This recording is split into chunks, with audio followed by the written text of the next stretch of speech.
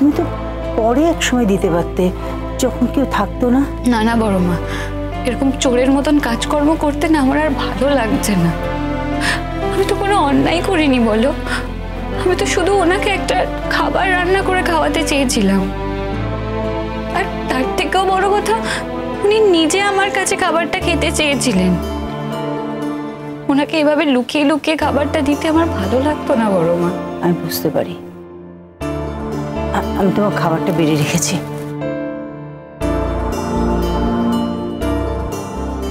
খাবারটা কিন্তু খেয়ে নিও। ওখানে গিয়ে কি খাবে না খাবে একা একা ভগবানই জানে। ওরা জানে যে তুমি কাল চলে যাবে, তারপরও তোমার প্রতি একটু সহানুভূতি দেখাতে পারলো না। যাওয়ার আগের দিনও তোমার সঙ্গে এত খারাপ ব্যবহার করলো। ঠিক আছে বড় মা, আমার সঙ্গে যেরকম ব্যবহার করা উচিত ওরা সেরকমই ব্যবহার করেছে। তুমি তুমি ভেবো না এগুলোকে নিয়ে বড় মা, তুমি ভেবে কষ্ট পেও না এরম ভাবে। তুমি যাওয়ার আগে আমাকে একটা কথা দেবে? বলো না বড় মা, কি কথা? তোমাকে যে আমি সব কথা দিতে পারি। ওখানে গিয়ে যদি কোনো বিপদে পড়ো, যদি বাদশাকে বলতে সংকোচ হয়, আমাদের বলো মা, আমাকে বলো। নিজের জায়গায় ফিরে যাচ্ছ, ওই রাজেশ ছাড়া তো সবাই তোমার আপনজন ওখানে। আমার ওখানে আপন আর কে আছে বলো? কেউ নেই। হ্যাঁ, কিছু বন্ধু বান্ধব আছে, তাছাড়া তো আর কেউ নেই। হ্যাঁ, কলেজের স্যার ম্যাডামরাও আছেন, কিন্তু তাদের সাথে তো আর বাড়ির সম্পর্ক নয় বলো। বাড়ির সম্পর্ক তো আমার এখানেই। আর সত্যি কথা বলতে শুধুমাত্র তোমার সঙ্গে সেই সম্পর্কটা তৈরি হয়েছে বড় মা। মা চলে যাবার পর থেকে তোমাকেই আমার মায়ের মতন মনে হতো। যখন আমাকে মা বলেছিস, তখন মায়ের আদেশটাও শুনতে হবে। খাবারটা খেয়ে নিবি, বুঝেছিস? মিনি তোকে কত ভালোবাসে বলতো, তো বুঝতে পারছে না। যখন বুঝতে পারবে খুব কষ্ট পাবে রে, খুব কষ্ট পাবে। কি করবো বলো তো বড় মা, আমার কাছে তো আর কোনো উপায় নেই। না রে, আমি জানি তুই ওখানে যা, বিয়ে পরীক্ষাটা দিয়ে ভালো করে পাশ কর, একটা চাকরি বাকরি কর। আমি সবসময় চাই তুই নিজের পায়ে দাঁড়া। সব অপমানের তুই জবাব দে। ওগুলো সিনেমাতে হয় বড় মা, জীবনে হয় না। বোকামি, সিনেমাটা কি জীবন থেকে আলাদা রে? সিনেমা গল্প তো জীবন থেকেই নেয়।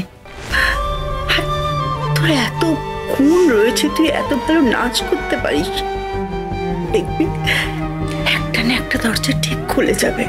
তুমি আশীর্বাদ করো বড় মা, আমি যাতে একটু শান্তিতে থাকতে পারি। আমার আশীর্বাদ সব সময় তোর সঙ্গে আছে রে।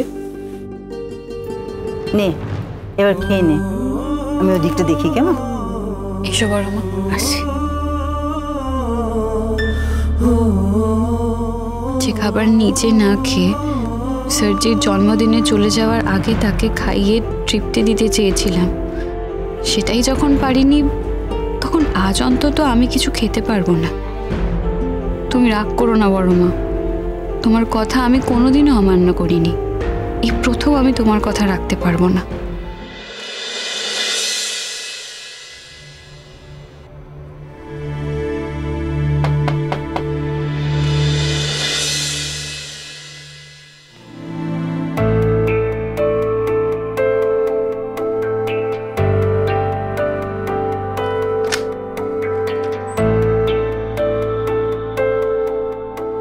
আপনি? রোশনি, তোমার সঙ্গে আমার কিছু ইম্পর্টেন্ট কথা ছিল, একবার আমার ঘরে আসবে প্লিজ? আপনার ঘরে যাব আবার? আরে বাবা, কিছু ইম্পর্টেন্ট কথা আছে বলে আমি ডাকছি। দেখো, আমি অলরেডি পুলিশের সঙ্গে কথা বলে রেখেছি, ঠিক আছে? কাল তো তুমি চলে যাচ্ছ। ওরা কিছু ডিটেলস চেয়েছিল, তোমার ফোন নাম্বার, তোমার নাম ইত্যাদি। আমি তোমার নাম্বার অলরেডি পাঠিয়ে দিয়েছি আর একটা ছবিও পাঠিয়েছি, ওরা তোমাকে ফোন করতে পারে। স্যারজি, এত কিছুর দরকার ছিল না। কি দরকার ছিল না ছিল সেটা আমাকে বুঝে নিতে দাও, ওকে? দেখো, আমি কোনো রকমের রিস্ক নিতে চাই না, ঠিক আছে? আমি ওই রাজেশকে খুব ভালো করে চিনি,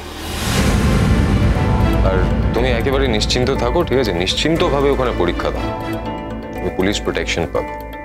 আর তারপর যদি তুমি মনে করো যে তুমি বেনারসে থেকে যেতে চাও, তাহলে তুমি প্রোটেকশন পাবে রোশনাই, এটাই বলতে চেয়েছি আমি। আর খুব স্ট্রংলি ওরা তোমাকে মনিটর করবে, ঠিক আছে?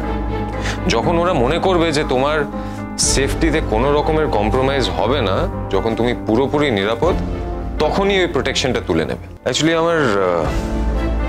আমার একটা কাজিন আছে, মানে সে ওখানে পোস্টেড, তো তার হেল্প নিয়েছি বলেই এত কিছু করতে পেরেছি। বলছি একটু ঘরে এসো না, ঘরে কথা বলছি। স্যারজি,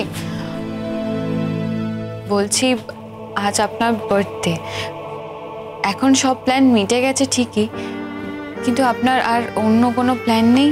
আপনি কোথাও যাবেন না? আবার কোথায় যাব? না, একটা সন্ধ্যেবেলায় প্ল্যান ছিল, কিন্তু সেটা আমি ক্যান্সেল করেছি। কেন? এমনি আমার ইচ্ছে নেই,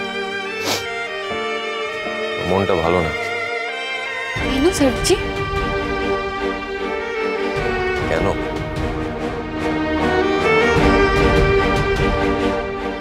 কেন তুমি বোঝো না? না তো। তাহলে সেটা বুঝে তো কোনো লাভ নেই। জোর করে কি কাউকে কিছু বোঝানো যায়? এনিওয়েজ, এই কথাগুলো বাদ দাও। তাহলে তুমি কি আমার জন্য আচারি মাটন রেখেছো? আমি কিন্তু খেতে চাই। হ্যাঁ, মানে? দেখো, তোমাকে তখন বলা হয়নি, আমি তোমার ব্যাপারে প্রতিবাদ করতে পারিনি, ঠিক আছে? কারণ আমি জানতাম যে আমি যদি সেটা করি তাহলে পুরো ধাক্কাটা তোমার ঘাড়ের উপরই উঠতো। আর অনেস্টলি স্পিকিং রোশনাই, আমি চাই না যে তুমি এভাবে হিউমিলিয়েটেড হও। তুমি চলে যাচ্ছ, আর চলে যাওয়ার আগে তুমি যথেষ্ট হিউমিলিয়েটেড হয়েছো। আর চলে যাওয়ার একদিন আগে সত্যি চাই না তুমি এভাবে হিউমিলিয়েটেড হও রোশনাই। তাহলে আমার জন্য আচারি মাটন রেখেছো? আমি নিয়ে আসছি, কিন্তু স্যারজি এটা নিয়ে আবার বাড়িতে কোনো অশান্তি হবে না তো? কিচ্ছু হবে না, তুমি একেবারে নিশ্চিন্ত থাকো, কিচ্ছু হবে না। অনেক কিছু গেছে, সবাই খুব টায়ার্ড, ঠিক আছে? আর শোনো না, বলছি যে দুজনের মতো প্লেট এনো, ঠিক আছে? দুজনের মতন?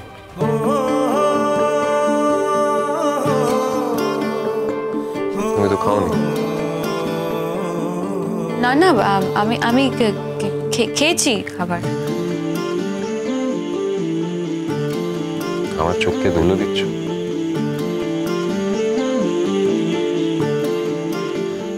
চোখ মুখ শুকিয়ে গেছে রোশনাই। আমার কি মনে হয় আমি বুঝতে পারিনি? তুমি এইভাবে না খেয়ে আমাদের বাড়ি ছেড়ে চলে যাবে, সেটা কি হতে পারে? আমি তোমাকে এই বাড়িতে অতিথি হিসেবে নিয়ে এসেছি, তুমি যদি না খেয়ে এই বাড়ি ছেড়ে চলে যাও, তাহলে সেটা আমার জন্য অনেক বড় অমঙ্গল হবে রোশনাই। আমার এইটুকু রিকোয়েস্ট রাখো। ঠিক আছে, আপনি ঘরে যান, আমি নিয়ে আসছি। দুজনের মতো খাবার এনো, অপেক্ষায় থাকবো।